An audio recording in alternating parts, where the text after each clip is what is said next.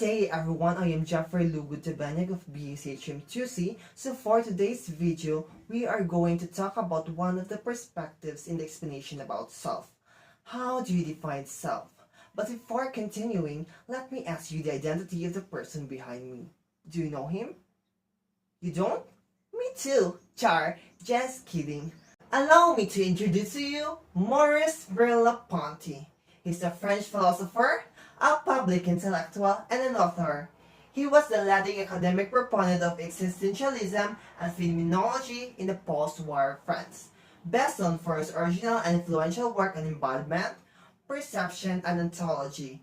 He also made an important contribution to the philosophy of art, history, language, nature, and politics.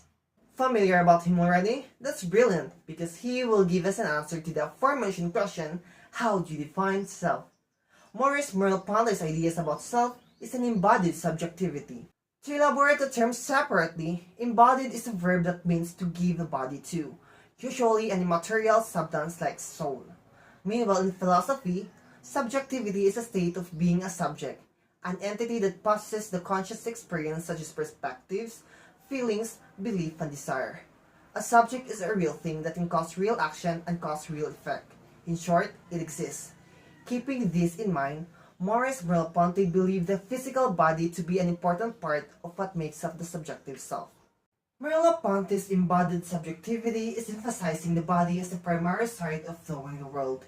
He explained that there is not a duality of substance, but only the dialect of the living being in its biological milieu.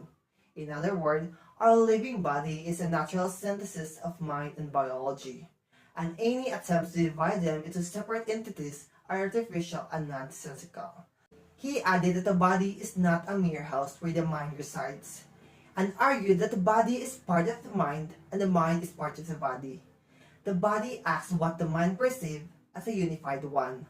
Furthermore, it is in this notion that he rejected the Cartesian mind-body dualism. He articulated the phenomenalist position in a simple declaration, I live in my body.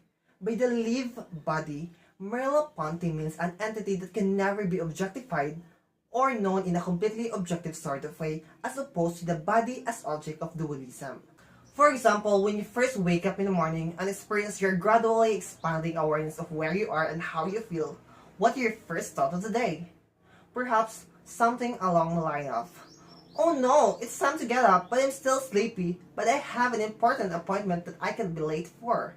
Note that at no point do you doubt that the word I you refer to is a single integrated entity, a blending of mental, physical, and emotional structures around the core of identity, yourself. This concludes my report. Thank you everyone for listening. However, before I end this video, let me leave you a short message. Philosophers and psychologists may have different perspectives in understanding the self, but always remember that you are you, I am me. We are who we are and what we wanted to be. I'll say a word of affirmation, so repeat after me. I am beautiful or I am handsome. I am strong. I am enough. I am worthy. I am love. I am me. And I can do anything. That we all have a nice day. Adios.